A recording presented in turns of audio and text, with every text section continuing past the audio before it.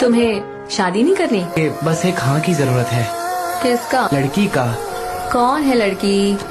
Actually वो लड़की अभी मेरे पास बैठी है। तुम मुझे प्रपोज कर रहे हो क्या? तुम्हें क्या लगता है? मैं नो बोल रही हूँ सचिन। मुझे फोन गिफ्ट किया था और मुझे जॉब के लिए भी रेफर किया था और अब ये रेज्यूमे भी बना कर दे रही हो, तो ये सब करने का क्या मतलब है? ये सब करने का मतलब प्यार नहीं होता है सचिन। मुझे तुमसे कुछ बात करनी है। मैं 7 बजे के बाद फ्री हो जाऊंगा। ठीक है, मैं इंतजार करती हूँ। सुबह मैं बाद में कॉल करती हूँ।